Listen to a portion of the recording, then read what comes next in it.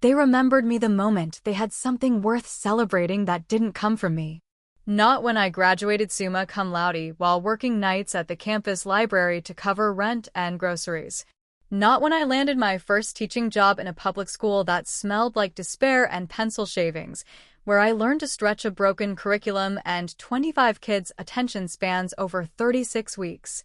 Not when I stayed quiet the last time they accidentally left me out of the group family photo, claiming I was in the bathroom when I had been sitting right there, 10 feet away, fixing their goddamn buffet table.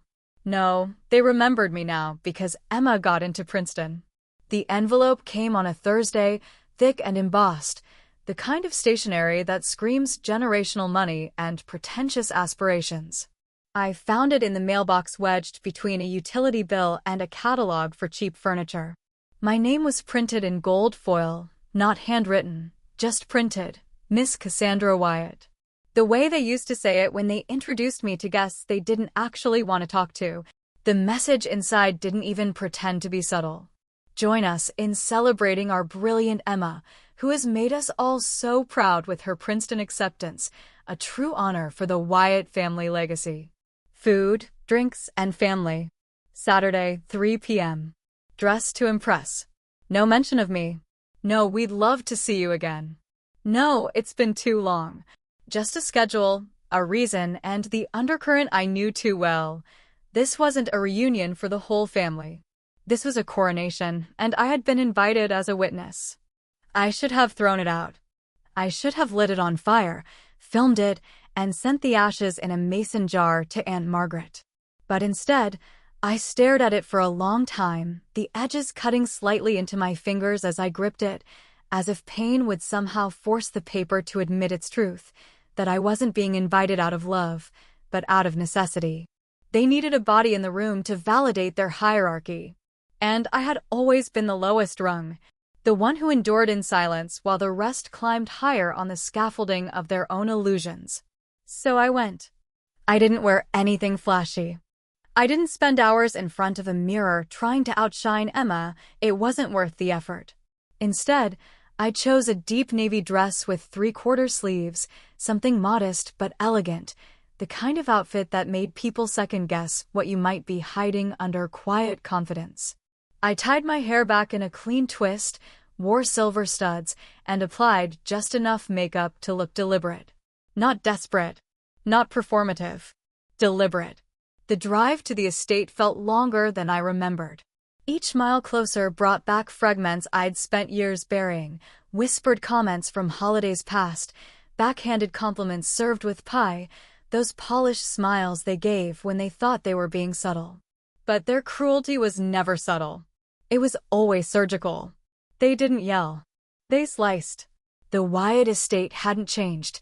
A pristine colonial with columns that tried too hard to look southern, a lawn so aggressively manicured it looked like the grass feared punishment.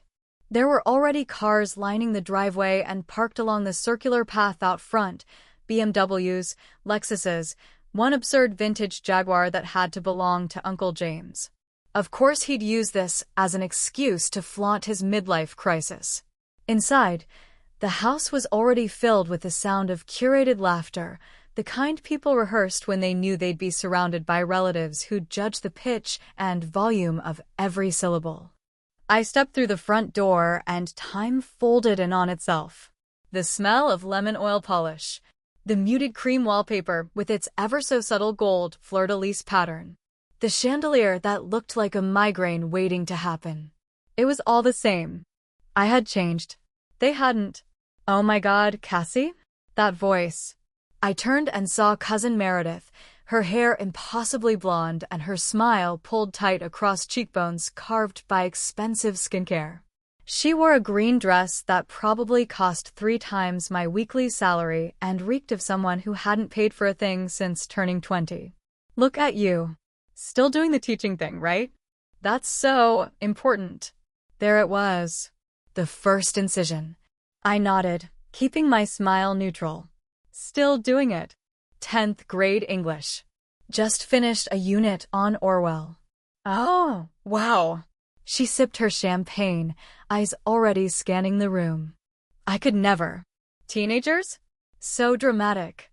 But I guess someone has to deal with them.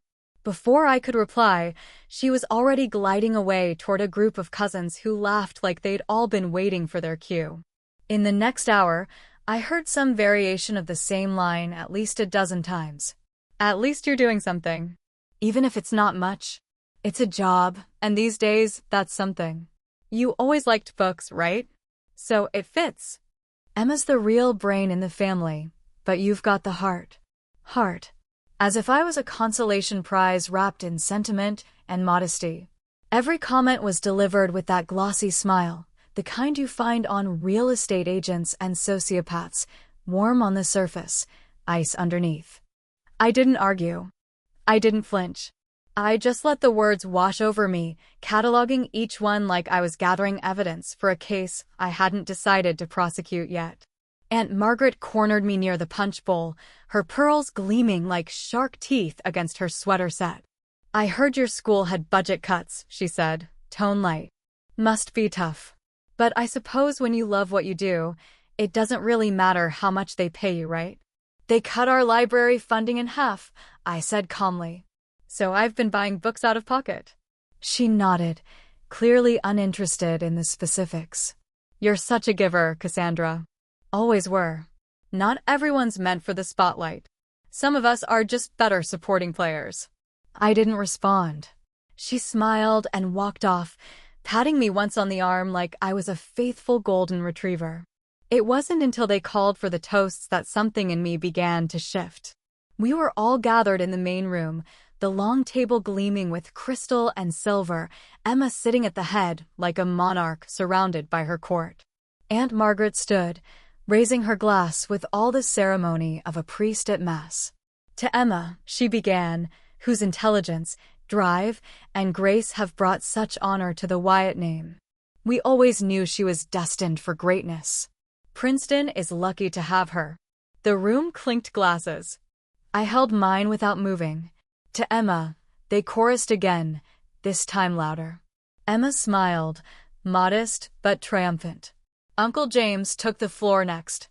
I remember when Emma was just a toddler, already correcting people's grammar. Not like some of us who thought a teaching certificate made us experts. Laughter. I felt the glass tremble slightly in my hand. Not because I was shaking, but because I wasn't. I was calm. Too calm. The third toast came from Aunt Lillian, who talked about lineage and expectations, about the importance of legacy and upholding the family's reputation. And Emma has done that in a way no one else has. That was when I knew. This wasn't a celebration. This was an erasure. A deliberate rewriting of the family narrative where I had never mattered, where every sacrifice I'd made, every check I'd sent when someone's tuition was late, every favor I'd done behind the scenes, every time I had shown up when no one asked, had been scrubbed clean from the collective memory. Because I didn't fit the story they wanted to tell. Emma stood to speak, and everyone leaned forward. I'm so grateful, she began. To my parents, my mentors, my community. To everyone who believed in me, who supported me, who taught me to never settle. Her eyes scanned the room. They landed on me for half a second. She smiled, not warm, not kind, victorious. And I knew then, she remembered what she had taken. The summer before her senior year, I had tutored Emma 3 nights a week. I helped her write the essay that got her in, the one about resilience, about struggle, about fighting for a dream. Except none of those stories belonged to her. They were mine. She just wore them better. When the applause started, I put my glass down. I stood slowly, deliberately, and every head turned toward me as if something sacred had been interrupted. I wasn't smiling. I wasn't crying. I was done. For those of you who don't remember, I said, voice steady, Emma's application essay was edited on my couch. Between tutoring sessions I gave for free, while I was grading 120 other essays from kids whose parents don't throw parties for academic success. Silence. Aunt Margaret's smile froze like a portrait. I'm glad you all finally found something to celebrate. Truly. But let's not pretend the road here was paved by hard work alone. Some of us walked, Some of us crawled, and some of us were carried. I looked at Emma. Her smile was gone. I turned to leave. No one stopped me. There's a specific kind of silence that only exists after humiliation tries to crawl out of a room and fails. It was the kind of silence that felt alive, heavy with the residue of forced laughter and cracked glass, the aftermath of my words, still floating in the air like smoke from a controlled burn that had not gone according to plan. Every person in that gilded, candlelit room had gone from smug smiles to blank stares in the span of 7 seconds. They had expected another story about how their beloved Cassandra had settled, plateaued, accepted her unremarkable role at the edge of the family portrait. Instead, they were now watching the outline they had drawn of me crumple and disintegrate, and I hadn't even raised my voice. I didn't leave after that moment. No, I stayed. I returned to my seat at the far end of the table, the place they had given me as a courtesy rather than an invitation. I picked up my untouched glass of champagne, raised it an inch from the table, just enough to acknowledge the weight of the silence, and then slowly, very deliberately, I set it back down without taking a sip. I could feel the questions racing through their heads. I could hear the gears grinding behind widened eyes. I saw Emma looking at me like she had misread every chapter of a book she thought she understood. And then, just as the tension threatened to collapse the room inward, she spoke. "What do you mean?" Her voice was smaller than I expected, thinner somehow, the carefully curated confidence beginning to fracture at the edges. I leaned back, not smug, not triumphant, just steady, measured, controlled. "I mean," I said, drawing each word with surgical precision, "that I'm not just a high school teacher. That little teaching job some of you keep whispering about, that's not my life." The family matriarch, Aunt Margaret, who had earlier led the toast with the conviction of a royal decree, cleared her throat and tried to smile, though her lips looked like they were struggling to remember how to shape kindness. "Oh, sweetheart," she said, voice trembling slightly, "we didn't mean it that way. Of course your work matters." That last word, matters, was coated in the kind of patronizing syrup only people who've never had to prove their own worth use when they're trying to backpedal without admitting fault. I tilted my head, still calm, still polite. "I'm glad to hear that. Because Emma's going to need it." More silence. "What are you saying?" Someone blurted from the opposite end of the table. I think it was Uncle James, though his voice had lost its usual swagger. I folded my hands gently, my fingers resting on the linen napkin that had gone ignored through all the champagne and backhanded compliments. "I'm saying," I replied, tone even, "that I'm a tenured professor at Princeton University, Department of Philosophy. My specialization is critical ethics and social accountability." Someone, I didn't bother checking who, gasped. I wasn't finished. "I oversee the freshman seminar that all incoming students in the humanities and public policy tracks are required to take, including Emma. She was assigned to my section last week. She'll find out officially on Monday." The glass slipped from someone's fingers and shattered near the wine tray. Still, I did not move. Aunt Lillian, usually composed to the point of Arctic, spoke next. "You work at Princeton? Like teach there? Not tutor? Not adjunct?" It would have been offensive if it hadn't been so transparent. "Yes," I said. "Tenure. Full research appointment. 5 publications. 2 grants awarded. I chair the academic committee for first-year evaluations." Which means that, technically, the continuation of Emma's merit scholarship falls under a board I oversee. The word merit landed like a brick. Emma's face had gone pale. She looked at me like I'd just undone the scaffolding beneath her throne. And maybe I had, but not out of malice. Not out of some petty need to get even. I hadn't planned this. I hadn't known she would be in my section until 2 days ago when I checked the final rosters. I had stared at the name on the list for a long time, not with rage or triumph, but with something colder. Something like closure. "I thought you worked with kids," Meredith said quietly, still clinging to the last image she had of me. "I did," I replied.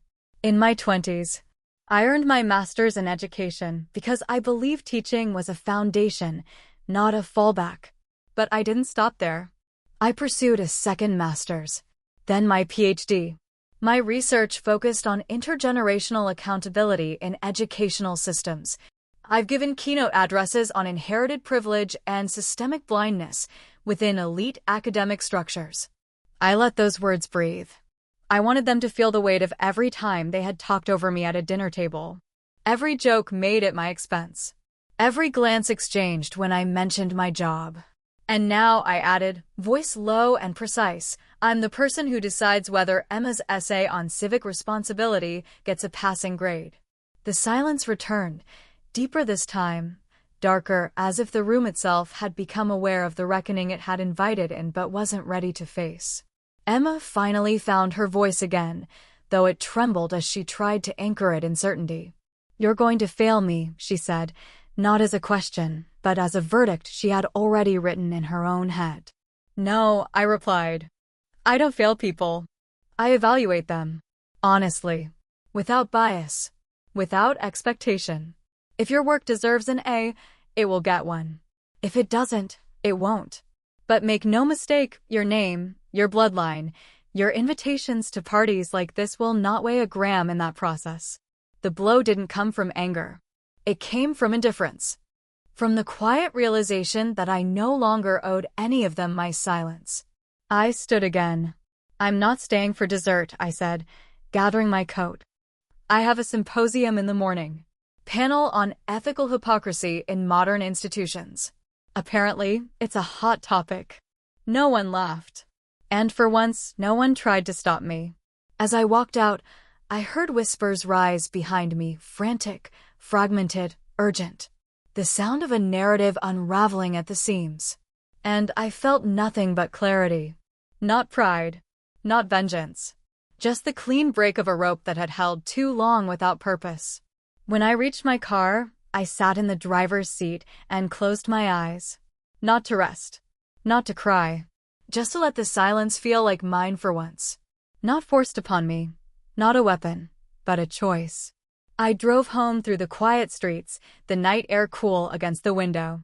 My phone buzzed, a message from Emma. Short. Panicked. Did you know before today? I didn't reply. I let her sit in the silence I had occupied for years. The first sound was not a gasp or a word. It was the unmistakable clatter of a fork hitting porcelain and then rolling once, twice, before disappearing over the edge of the table and landing on the floor with a dull, echoing ring. That sound, small as it was, marked the precise moment the balance of power in the room shifted, not gradually, not gently, but like a tectonic plate snapping into place after years of silent pressure. The silence that followed wasn't empty, it was filled with the stunned rigidity of people realizing that everything they'd ever assumed about me had just been publicly buried beneath a truth too sharp to ignore. Emma's face, once glowing with pride and the soft arrogance of being the golden child in a room of worshippers, had turned the color of raw brick, not from embarrassment, but from the kind of deep humiliation that only exists when someone is outed not for who they are, but for what they refuse to see. She opened her mouth once, as if to recover her footing, hesitated when no words formed, and then tried again, this time forcing them out through the narrow channel left between pride and panic. You never said you taught there. Her voice wasn't accusatory or even defensive. It was confused, plaintive, like she had just discovered that her reflection in the mirror had belonged to someone else all along. I met her gaze without blinking, letting the air grow colder between us, letting the weight of the moment rest fully on her shoulders, because it belonged there now, not on mine. I didn't tilt my head, didn't soften my eyes, didn't offer her any of the mercy they were all hoping I might still possess. No one asked. 3 words. Sharp enough to cut through the hushed air, clean and exacting like a scalpel pressed against old scar tissue. Across the room, someone sucked in a breath, possibly Meredith, possibly Aunt Lillian, maybe both, but no one dared speak yet. Not right away. Not until they realized they had lost the ability to pretend ignorance and now had to choose between apology or performance. Of course, they chose performance. The shift in their expressions was so immediate, so transparently rehearsed. It almost made me laugh the way their faces contorted in a synchronized display of forced warmth, their voices rushing in like too much perfume after a fire. "Oh my God, Cassandra, that's amazing. Why didn't you tell us? We're so proud of you, seriously. That's an incredible achievement. Tenure at Princeton? Wow. We had no idea." The phrases tumbled over one another like dominoes collapsing under the weight of guilt disguised as admiration. They didn't look at each other as they spoke, as if afraid that meeting each other's eyes might reveal the shared farce unfolding in real time. The same mouths that had, minutes earlier, mocked the idea of my job being anything big were now scrambling to rewrite their script mid-performance, hoping I wouldn't notice the desperate edits being made in real time. I didn't smile. I didn't nod or respond with some practice line about humility or privacy or the demands of academic life. I simply turned toward the coat draped over the back of my chair, black wool, tailored, simple, and picked it up slowly, letting the motion stretch longer than necessary, not for drama but for clarity. I wanted them to feel the pause. I wanted them to sit in it, to stew in it, to confront the echo of every time they had diminished my worth beneath veiled smiles and dismissive shrugs. I slid one arm through the sleeve, then the other, adjusting the collar with careful precision. And then, once I had fastened the coat and faced the stunned room again, I said it. "Next semester, I'll be grading her." There was no applause. There were no congratulations, no proud toasts raised in my direction, no celebratory laughter to fill the void they had created over years of condescension and exclusion. There was only that silence again. But this time it was mine. I turned without waiting for their reaction. I didn't need to see it.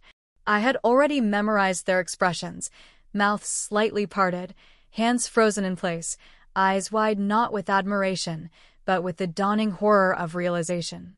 I walked toward the front door without looking back, my boots echoing across the hardwood like punctuation marks in a story they no longer controlled. I reached for the handle, paused only to slip on my gloves, black leather, no lining, clean, and stepped out into the chilled evening air that felt more honest than anything in that house had ever been. As I descended the steps of the porch, I heard someone, maybe James, maybe Aunt Margaret, whisper something behind me, but the words dissolved into the wind before they reached me, and that was fitting.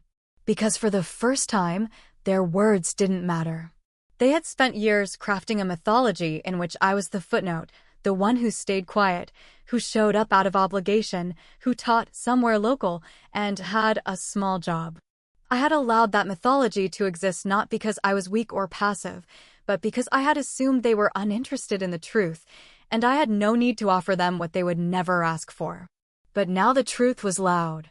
It echoed through that house like a storm that had already passed through and left the foundation cracked and irreparable. I reached my car, keys already in hand, and slid into the driver's seat without haste. The leather was cold beneath me, the cabin silent except for the quiet hum of the engine. I didn't turn on the radio. I didn't check my phone. I just sat there for a moment, letting the silence of the car replace the one I had left behind. Then I drove. Not fast. Not slow. Just forward. And as the lights of their house faded in my rearview mirror, I didn't feel victorious or vindicated. I felt clear. Solid. Like something inside me had finally settled into place after years of being pushed aside for other people's comfort. That night, as I sat in my apartment, still dressed in the same coat, glass of water in hand, I opened my laptop and pulled up the seminar roster again. Her name sat there, fourth from the top, as if nothing had changed. Except everything had. I didn't stare at it long. I didn't need to. The future would take care of itself, one lecture, one paper, one grade at a time. And if she passed, it would be because she earned it. If she failed, it would be because she believed, until the very end, that her name alone was enough. Either way, the story was no longer hers to narrate. And it never would be again. There are moments when power doesn't arrive like a storm, crashing, chaotic, and demanding to be heard, but instead slips into the room like a draft beneath a door, quiet and cold, leaving everyone guessing where it came from and when exactly it arrived. It doesn't need thunder. It doesn't need applause. It needs only a signature and a name engraved at the bottom of a page no one else thought to read until it was already filed. 3 days after the reunion, Emma dropped my class. No email.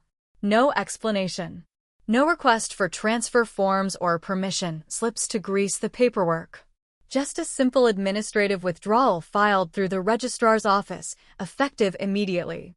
I saw the notification early that morning while reviewing attendance before the 8:30 a.m. seminar began. Her name, once fourth on the list, nestled alphabetically between Eldridge and Freeman, was now missing, deleted so cleanly it was as if she had never registered at all. The room was half full, early chatter rising like steam over coffee cups and laptops, but I felt none of it. My hand hovered over the trackpad for a moment longer than necessary, not in confusion, but in recognition. Because when you've been underestimated long enough, you learn to recognize when someone finally sees you for who you are and runs. It didn't surprise me. Not after the way her voice had cracked during that final question at the reunion. Not after the expression she wore as I walked out of that house, the same expression people wear when the lights come on in a room they weren't ready to be seen inside. Emma hadn't dropped the class because she feared bias. She dropped because, for the first time in her life, the myth of her own untouchability had collapsed. And now, exposed beneath the weight of her own mediocrity, she was left with the terrifying possibility that she might be judged like everyone else. By the time the afternoon rolled around, I had already forgotten about it. I had a committee meeting, 2 office hours, and a stack of student essays to review for a publication group. I moved through the day the way I always did, precisely, professionally, and without the faintest trace of vindication. I didn't tell anyone what happened at the reunion. I didn't adjust any lectures. I didn't even speak her name aloud. Because retaliation is loud. And real power doesn't yell. It doesn't curse. It doesn't beg to be seen. Real power is silent. Paper-bound. Ink-stamped. And always, always on time. That evening, as I walked out of my office and crossed the quad, my phone buzzed in my pocket, a number I didn't recognize, but local, internal. I stepped to the side of the walkway, thumbed the answer icon, and held the phone to my ear, already half expecting a student question about grades or attendance policy. "Professor Wyatt?" a clipped voice asked on the other end. "Yes, this is Dana Ellison, Assistant Director of Academic Integrity and Faculty Relations. I was hoping to schedule a meeting at your earliest convenience. We've received a student concern related to bias in grading and classroom treatment. Standard protocol requires a brief faculty response and overview before further review." My lips did not part in surprise. My heart did not skip. There was no gasp, just a pause, measured. "I'm available at 9 tomorrow morning," I said. The voice on the other end hesitated, perhaps expecting resistance, then nodded quickly. "Thank you. Conference room 3, Fitz Building. I'll send a confirmation email shortly." The call ended. I did not call anyone. I did not text a colleague or scroll through old messages or second-guess the day Emma withdrew.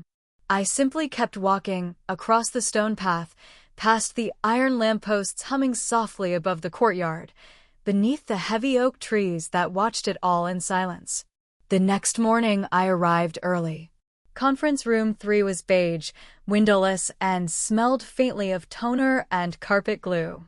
Across from me sat Dana, a woman with smart gray eyes and a legal pad that looked freshly torn from its binding.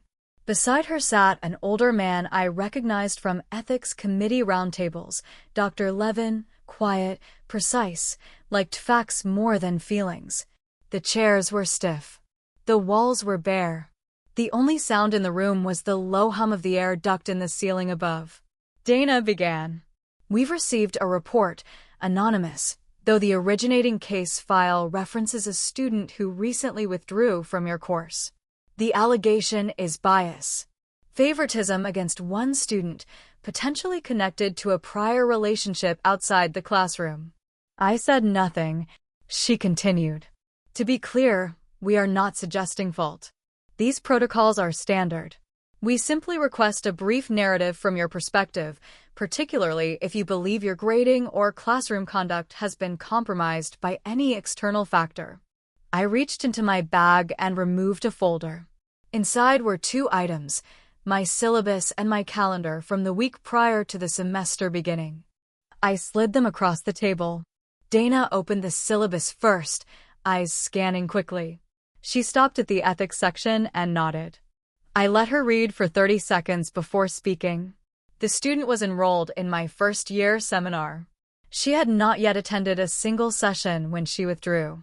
Her name was added to my roster by the registrar 5 days before the semester began. The family connection you're referencing became relevant 3 days after that. Dana raised an eyebrow. You're saying you weren't aware of the relationship at the time of enrollment? I looked at her flatly. Correct. I hadn't seen her in over 2 years, and the nature of that connection was social, not professional. Dr. Levin tapped his pen against the pad once. Did you alter any assignments, reading material, or class structure following that discovery? No. Have you issued any communications to that student since her withdrawal? No. Dana looked up. Did you submit any letters of recommendation for the student? I paused for the first time, then nodded once. Yes. I submitted a recommendation for her in June. Her eyes lifted in surprise. Before the semester? Long before the semester. The request was made through the university's internal platform, as I am listed on the advisory board for secondary education partnerships. I approved it. Wrote it. Signed it. Dana blinked. Did you reference the reunion or any personal connection in your letter? No, I replied. Because I wrote the letter 2 months before the reunion happened. Dr. Levin stopped writing. Silence again. But this silence didn't belong to them anymore. It belonged to me. Dana cleared her throat, subdued. I think we have what we need, Professor. Thank you. I nodded once, rose, and left the room. It was over before it even began. The letter of recommendation I submitted for Emma was glowing. I wrote it without resentment. Without exaggeration, without bias. I evaluated her transcript, her extracurriculars, her essays, the ones she submitted for a summer ethics workshop, ironically, and I described her as bright, curious, and in need of guidance. I said nothing of her privilege, nothing of our shared last name, or what it meant to her family. I didn't even mention that I knew her outside a digital file submitted to my desk. I wrote it because she had potential, because she had done the work, because once, long before the reunion, she had stood on her own and earned something not because of who she was, but because she tried. And maybe that was the part that cut her deepest when I said I'd be grading her, the realization that the person she'd quietly dismissed had already offered her the highest favor before she ever walked into that room. Because real power doesn't wait for a stage. It doesn't throw glasses or scream in parking lots or demand its name be remembered. Real power watches. It listens. It takes note. And then, at the precise moment it is needed, it signs.